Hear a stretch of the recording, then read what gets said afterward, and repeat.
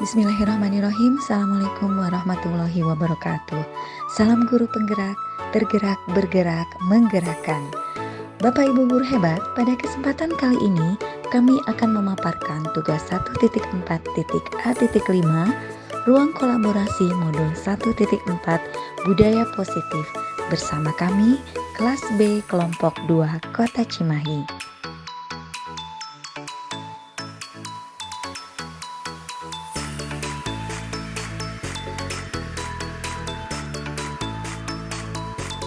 Guru matematika dan wali kelas 8, Ibu Santi sakit, sehingga tidak dapat masuk dan mengajar.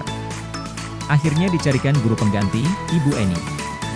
Ibu Eni baru 2 tahun menjadi guru SMP. Beberapa murid perempuan, Vivi dan Natali, mengetahui hal ini dan mulai menggunakan kesempatan dan bersikap seenaknya, tertawa dan tidak mengindahkan kehadiran Ibu Eni. Ibu Eni mencoba menyapa Vivi dan Natali dengan ramah, sambil mengingatkan mereka untuk tetap fokus pada pengerjaan tugas. Ayolah tugasnya dikerjakan, nanti ibu ditegur bapak kepala sekolah kalau kalian tidak kerjakan tugas. Tolong bantu ibu ya. Namun Vivi dan Natali malah jadi tertawa, ah ibu, santai saja bu.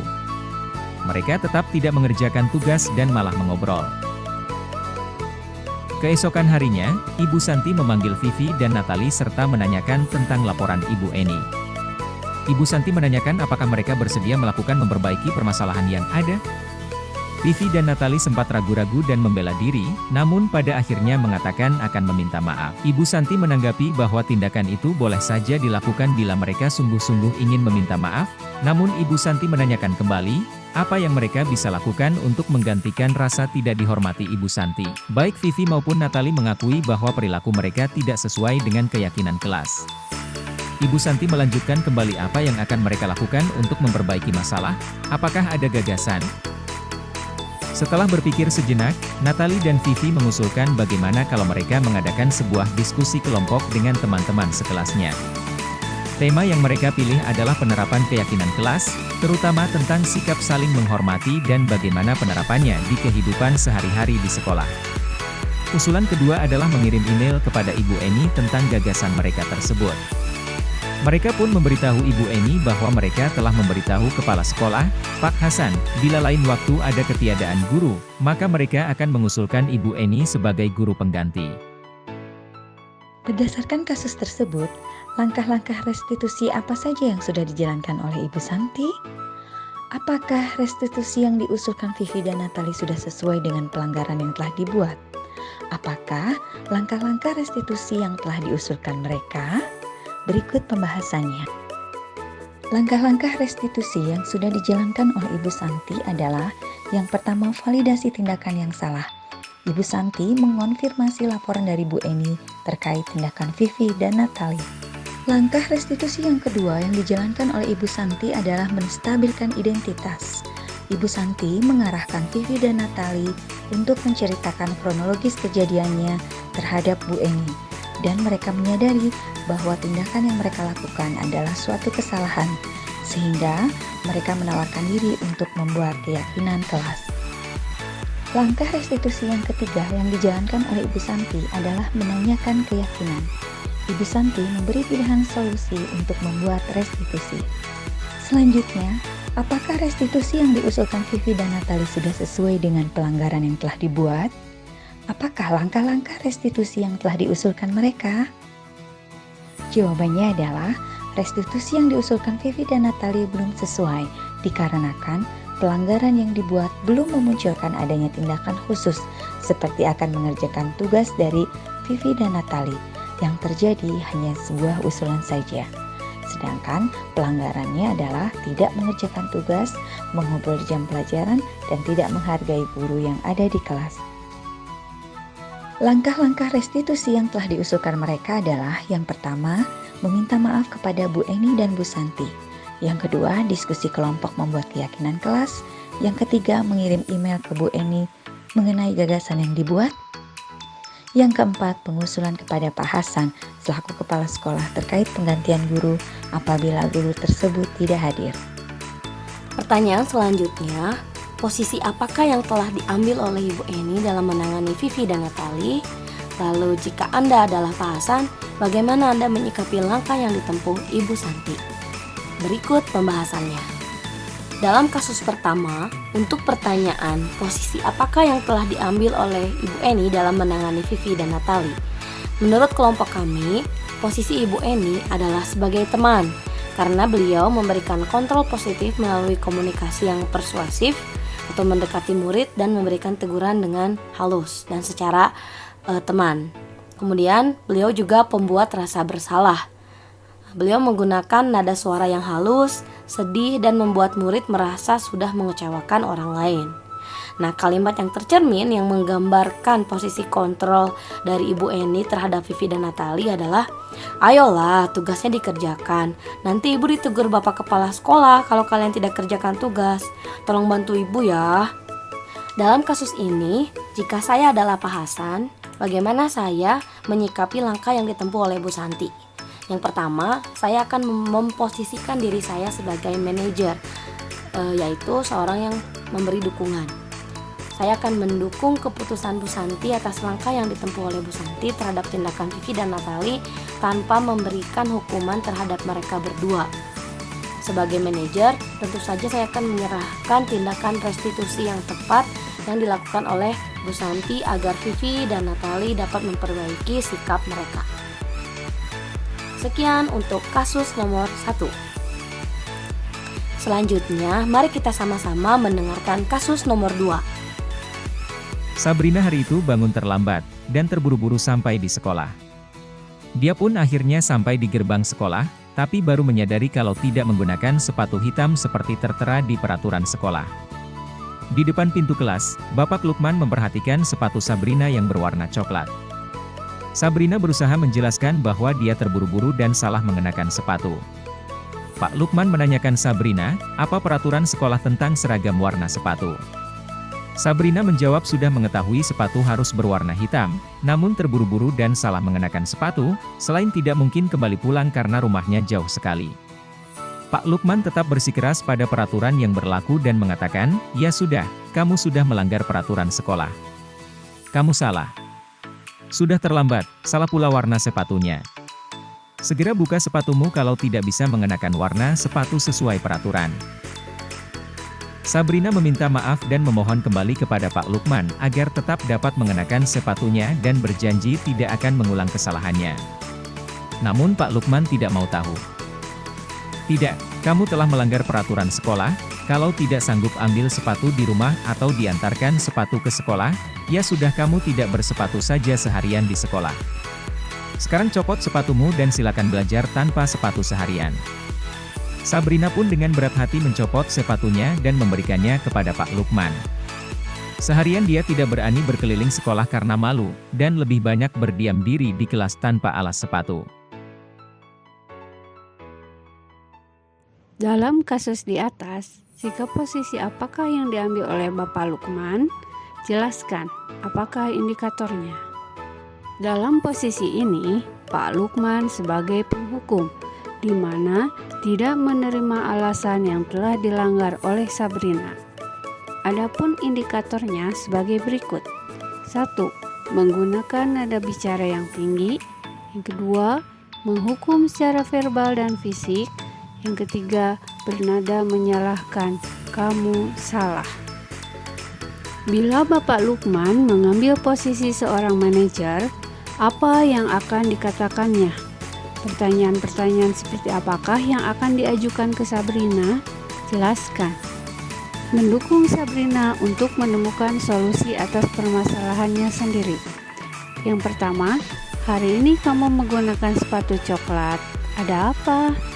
Yang kedua, apakah kamu tahu keyakinan di sekolah kita tentang pemakaian sepatu? Yang ketiga, jika kamu meyakininya, apakah kamu bersedia memperbaikinya? Selanjutnya, membimbing Sabrina untuk mengatur dirinya.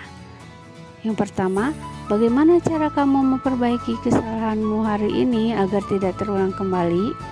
Yang kedua, jika kamu bisa memperbaikinya, menurutmu kamu menunjukkan sikap apa? Kira-kira bila Anda adalah kepala sekolah di sekolah tersebut, nilai kebajikan apa yang ingin dituju oleh peraturan harus berwarna hitam? Keadilan mengurangi kesenjangan di antara murid. Berprinsip memegang teguh terhadap peraturan yang dibuat. Tanggung jawab melaksanakan dengan sungguh-sungguh terhadap peraturan yang telah disepakati. Bersahaja dengan atribut yang ada membawa pada tanggung jawab dan kebanggaan. Komitmen yakin dan menjalankan peraturan yang telah dibuat. Disiplin taat dan patuh terhadap aturan yang telah dibuat. Bagaimana Anda menyikapi langkah yang diambil Pak Lukman mengenai kasus tersebut? 1. Posisikan diri sebagai manajer, yaitu mengarahkan dan menuntun Pak Lukman untuk menyadari posisi kontrol beliau sebagai guru terhadap murid. 2. Mengajak Pak Lukman untuk berdiskusi dan melihat kembali keyakinan sekolah dan berpedoman kepada keyakinan sekolah tentang bagaimana berperilaku kepada murid. 3. Mendukung Pak Lukman untuk melakukan restitusi kepada murid yang melakukan pelanggaran.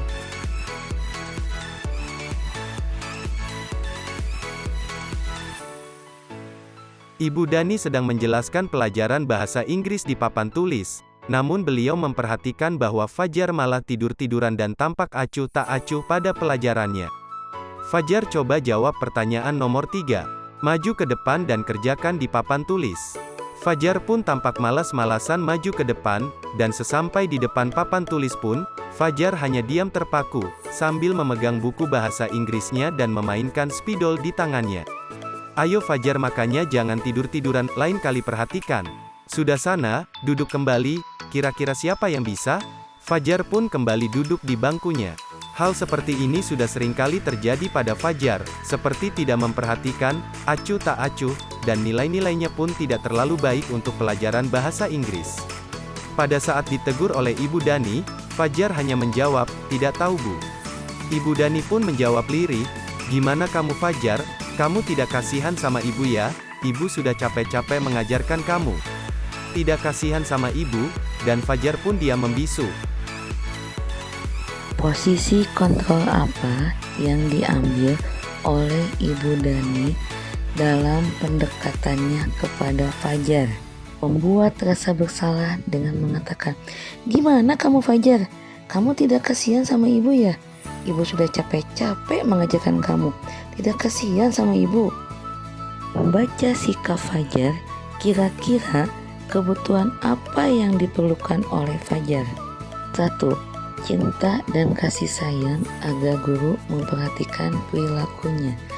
Kedua, kebebasan, artinya butuh agar bisa mengekspresikan diri. Ketiga, penguasaan, artinya butuh untuk mencari pengetahuan dikarenakan kekurangan dalam penguasaan materi. Keempat, kesenangan, artinya butuh untuk mendapatkan guru yang menyenangkan menurut dirinya. Bila Ibu Dani mengambil posisi pemantau, apa yang akan dilakukan atau dikatakan olehnya? Pertanyaan-pertanyaan seperti apa yang akan diajukan? Jelaskan. Memantau berarti mengawasi.